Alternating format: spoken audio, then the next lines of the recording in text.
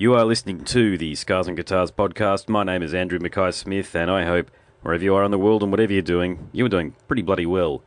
You're about to listen to my conversation with the newly minted frontwoman for new wave of British heavy metal reactivated superstars, Thunderstick. Viixen is her name, and she's got quite a story to share, so why don't we get stuck into it? Here we go. Here she is, Viixen. Viixen, welcome to the show. I have a copy of your bio, and it contains the same opening and closing phrase, which is a woman of paradox. Care to elaborate? Well, basically, it's a woman of extremes. I think that's, I'm on stage. I'm very explosive, excited, but if the song of the emotion of the song takes me, then I can be sort of very sort of melancholic at the same time, and it's the same with my songwriting. It can be very diverse. I've got lots of different sides to me, and that's what I guess that means. Mm-hmm. I got to say, I love the look that you've got, the image that you present. So, is that something is that you in the day to day, or is that something you're doing for the stage? That is actually me. Wonderful. No, great. I love people who stand within their own truth on that, and I like that in the day-to-day today. It always disappointed me as a kid when I found out that Kiss didn't actually walk around like that in the day-to-day. With the makeup on, yeah. I am. I do. It's taken me a long time to actually bring out my full personality over the years, which I probably got from my bio. So now I'm sort of. I've embraced it, and I'm very creative, and I like to sort of use that in the way that I look as well. So yeah, I'm glad you like it. So let's talk a little bit about your journey up to this point. So of course we're going to talk all about Thunderstick, but what sort of bands have you been playing in, and what have you been doing over the past? I think I listened to your YouTube video, and you mentioned that you'd been performing solidly. I think at the point was for 8 years or so. So gosh, you must have been on a lot of the stages of a lot of pubs and clubs through the UK in that time. Yeah, that's it. Yeah, I started out with a girl band called Plenty, and that was good fun. That lasted about 2 years, and that was sort of gigging every weekend in the local pubs and clubs. And then after that, I joined Black Rose, which played more of it's a covers band to begin with, and we played more of sort of Bon Jovi, Guns N' Roses, Iron Maiden, all the stuff that I really loved. So that was good fun, and still doing that now. But we've actually now turned our hand to writing our own stuff, which has been an amazing experience, which I've loved. So there's that, and I've also got a side project called Lucifer's Daughter. At the moment, we're just it's great, isn't it? although we have had a lot of problems with that name because people have accused us of being satanic and things like that, which isn't what it's about at all. It's basically about a fallen angel, really. Of course. So it's kind of like a story behind it, and we've written some songs there, but we haven't gigged yet. It's we sort of meet up once a week, and it's primarily writing at the moment, but we may do some gigs, but it's kind of not on the list to do straight away, if you know what I mean. We're enjoying the whole writing process, so that's it for now. And then obviously Thunderstick came about, and just really, really excited about that, because that's going to mean sort of going further afield with the shows, and a lot more of the theatrics and costumes and things like that as well. So it's very diverse what I'm doing, and I absolutely love what I'm doing in all of the bands, so it's fantastic. Wonderful. So what inspired you to join forces with Barry in Thunderstick? It was Barry got in touch with me. It was about a year ago the first time. Sadly, I was not in a position to do it then, and I was gutted about it. And then he reapproached me again at the end of last year, and I just grabbed it with both hands, because I love the music and of course the theatrical side of it as well, which allows me to sort of bring out all of my personalities on stage. So I'm really excited about that, and listening to the Samson stuff to begin with, which I loved, and the analog album, which has got so much energy, it is going to be very exciting to perform that. And then the latest album as well, which is again completely different, but still really energetic, and there's some really good stuff on there that I'm excited to perform. So I could not turn it down, and I've been excited ever since. It looks. I've got a good feeling about this. I think it's going to be a great partnership. So you mentioned that you met Barry, or you spoke to Barry about a partnership a year ago or so. Yeah. How did you guys first meet? Barry contacted me through Facebook. I think sort of seen some videos and some pictures and things like that, and found me that way. Yeah. Yeah. Okay. So I thought Lucy did an amazing job on the album, because the vocals were the element in the music that really grabbed me when I first heard Go Sleep with the Enemy. So, look, I'm 39 years of age, so I've got to say I wasn't familiar with Thunderstick or Barry. When I started reading about him, of course, I recalled stories through the years reading metal magazines where this bejeweled and hooded masked drummer was referenced, and of course the Samson material and all the rest of it. But was there, in other words, I had an awareness of the history, but was there a handover period where both yourself and Lucy were working in the band? Because I take it Lucy was brought in just for the recording, and Barry always had you in mind for the live performances.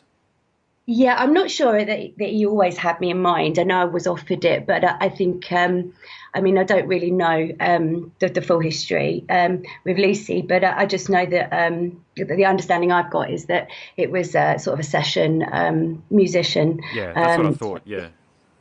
And then there was an opening again, and Barry asked me if I was interested in joining the band and doing the live shows. So yeah, like I said, I don't know too much about it, so it would be wrong to start talking about it when I don't know anything. So no, that's fair enough. And I think Barry's a bit like Yngwie Malmsteen in that I think everybody who's a fan of Thunderstick is completely aware that he is Thunderstick, if you like. And that the band on stage is, with all due respect to yourself and the musicians that are on the stage in Thunderstick, that you're the band on stage at the time. Yeah, no, I think this time it's a little bit different. I mean, it feels more like a family, and that's what Barry says. When we talk about it, he says he wants us all to be involved as Thunderstick, as the band, and not just him.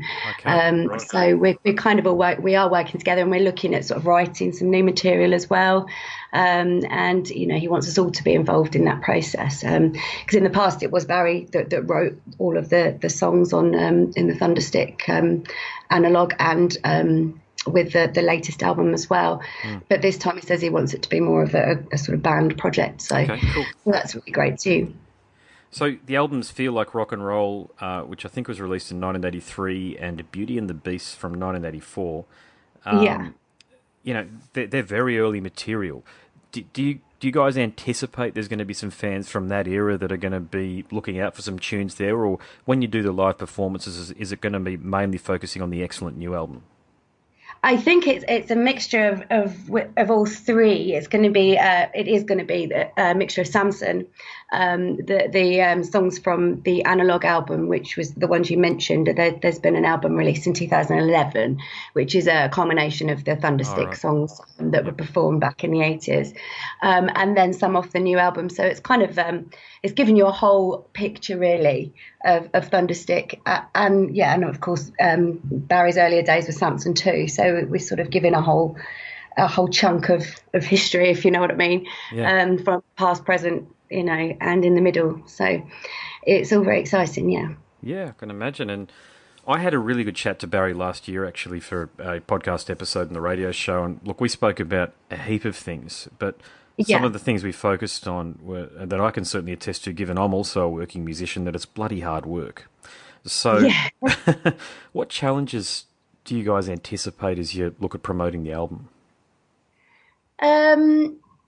Promoting the album, the challenge is, I guess, is the same as any musician, is keeping yourself going financially, because we all have to do other jobs, to support ourselves. And I mean, there's a good thing about this band now is we're all very local. We live local to each other. So before, I think with the other musicians on the album, the latest album, it was sort of spotted around the UK. Whereas now we're all sort of based in the southeast, so it's going to be a lot easier for rehearsals and that kind of thing. So yeah, really, there's not really any great challenges. I can't, can't foresee anything like that. I just think we're all so excited, and we're all on the same page, and we're all just eager to get out there. So that's really good. So might some of the touring plans include coming to Australia, I wonder?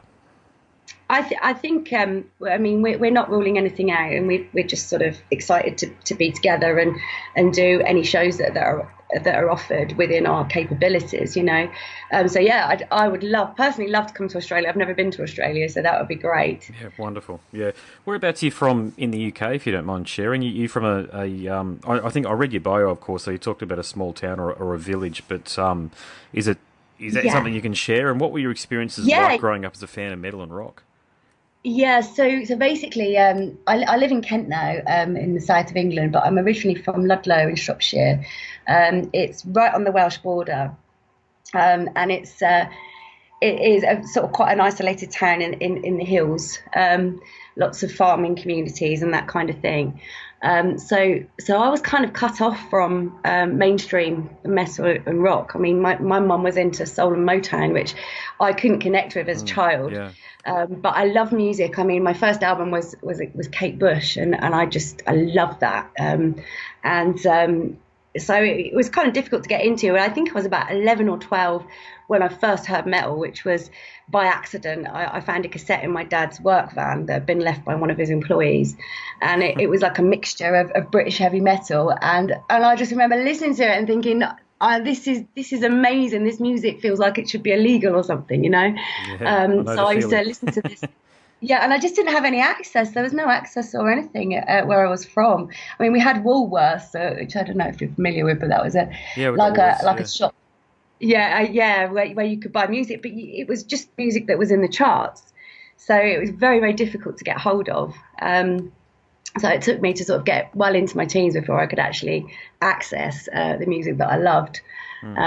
So I was quite isolated, but it was always in my heart. As soon as I heard it, I was like, I feel free to this music. It's amazing. So. Yeah, I suppose you're in one of those a very rare situation. There's only a few people that have been in your situation from the perspective that you'll be singing songs potentially if you're playing Samson material that Bruce Dickinson has sung. And I mean, I know people talk about Rob Halford being the metal god, but with all due respect to the great man, Bruce might be the one as far as I'm concerned. So do you sort of have to sort of think to yourself, oh my God, I'm getting up on I'm sorry if I'm bringing this up and it raises the anxiety level, so it's not meant to do that. But it's like, oh my God, I'm singing Bruce Dickinson's songs or songs that he's sung on.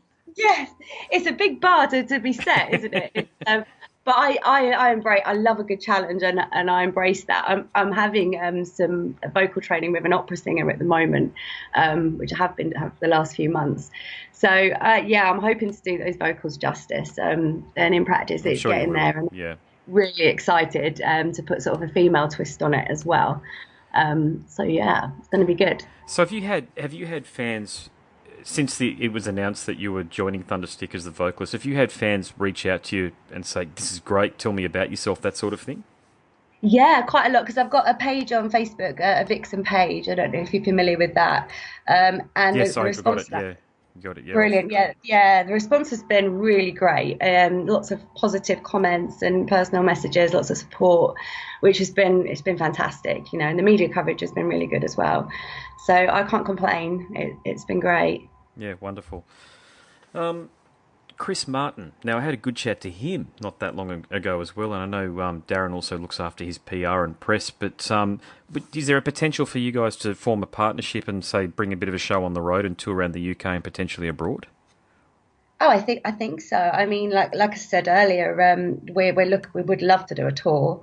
I know Barry's in chats with people all over Europe to sort of talking about sort of doing shows. So we're up for anything really. Whatever comes about, we will definitely contemplate and get some plans in motion. Wonderful. All right, look, what I'd like to do is actually give people an opportunity to get to know you a little bit better, if it's okay. So I'm going to ask you a series of questions, and you can answer them in any format you like. In other words, it can be as not safe for work as you so choose, because I do host an R-rated program. So, okay, so choose 3 words to describe yourself. Oh, I would say I am excitable. I wear my heart on my sleeve. I don't know if there's one word to use for that, but I'm very Open. transparent. Yeah, open. Yeah, that's what I Yeah, thought. Yeah. very open and transparent, and I'm empathic. I feel the emotions of others, and the music. I sort of take on board all the emotions of that, if you know what I mean. So, Yep. yeah. Okay. If you could invite anybody from any time in history to a dinner, you can choose three people, I should say. Who would you invite? Oh, okay. I'd love to talk to Marilyn Manson because I think he's very, very interesting. Mm-hmm. Um, um, David Coverdale. I loved when he sang for Deep Purple. I love some of his performances, so that would be really cool. Let me think. Who else would be really interesting to talk to? Probably Freud. Couldn't it be people that have died? Yeah, of course. Yeah, can be anybody, Yeah, Jesus or what have I'd you. love Yeah. to chat to Sigmund Freud because I'm a massive fan of psychology. I recently completed a degree with psychology and criminology mixed together. Wow. Okay. And I find his ideas fascinating. And of course, he started the whole genre of psychology, really. So yeah.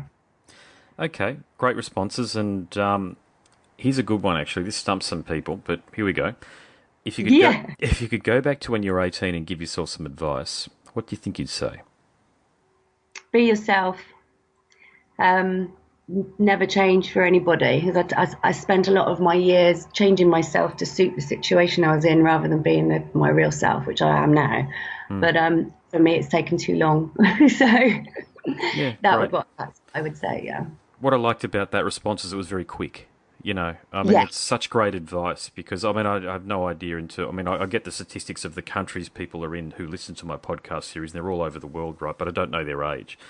So I think Yeah. anybody younger than 25, I think it's tough to sort of stand within your own truth and really be who you truly are. But you figure out as you get older that there's just no point in being anybody else but you. That's it. Yeah. And then you think, oh, I've missed all those years of being me. What could have happened? Nah, spot on. Actually, what was the first album you bought that had a real significant impact on you? um. Um. I'm trying to think what it was. I think it was Kate Bush, the whole story. Yeah, I great was album. very young, but I just, and even now I listen to it, I just love, and she was so ahead of her time. Um, Again, it's the emotion and her voice and the different, variation of performances. So yeah, I'll go with that. Yep. And what was the first tour that you saw? Or first band that you saw live? I went to see Bon Jovi in 1995 at Wembley, the old Wembley that we say over here in England because it's a new one now. But yeah, he was a bit of a heartthrob for me when I was in my teens. Wonderful. Yeah. Well, that's about it. That's the questions I've had prepared. Is there anything else that you'd like to share with the listeners about yourself and so they can? And actually, I should say, how come? Because I know you've got a number of projects on the go yourself. So how can people get Yeah. in touch with you? Facebook, on my Viixen page, I've got that notifications, everything on my phone, so I can get back to people very quickly on that. Thunderstick through Thunderstick, basically that. I've always got my Skype as well. But yeah, probably the Viixen page is the best way to contact me. Excellent. One thing I would ask you to get organised for both yourself and Thunderstick is some merchandise because I did notice. I mean, it might be there, but I couldn't see it easily. Right. Okay. Is that I'll pass that one. Yeah, have you got merchandise Yeah. available? Yeah, I think there is t-shirts and things like that, and I know they're just about to release the album on vinyl as well. Okay. So Oh, that'll be are they? available. Okay, that's excellent. Yeah, I didn't Yeah. realise that. Yeah, because I looked on. I think it's Bandcamp. And I did Yeah. scroll through the Facebook page the other night, but I couldn't see a Shop Now tab or anything like that. It's only a minor thing, but one of the things that I'm really big on, because I talk to so many artists, is that giving fans an opportunity to support you financially is really Yes. important. And fans, I love T-shirts. I'll buy T-shirts and never wear them. I just like having them. Yes, You know what I yeah, mean? But yeah. Chris sent me Chris Martin sent me a T-shirt, which I do wear in some of the videos that I do and all the rest of it. So when a Thunderstick one comes available, I'll be doing the same thing, because the album, I should say, was my number 2 or 3 album released in 2017 in my top 20. I actually Oh, did a fantastic. actually That's did a great. program on it. Yeah, so I was very impressed with the album, as I say. Sorry, just I know we're talking Yeah, to something we've already spoken about, but still, I was so impressed with the album, and I think what you're bringing to the project is only going to enhance what Barry's been trying to do. So, yeah, you know, yeah. Godspeed to you, and I wish you all the very Thank, best of success. thank you very much. Thank you for your time, and it's been lovely chatting to you. You are listening to the Scars and Guitars podcast. My name is Andrew Mackay-Smith, and that was my discussion with Viixen, who is the newly minted frontwoman for the band Thunderstick. Thank you so much for listening.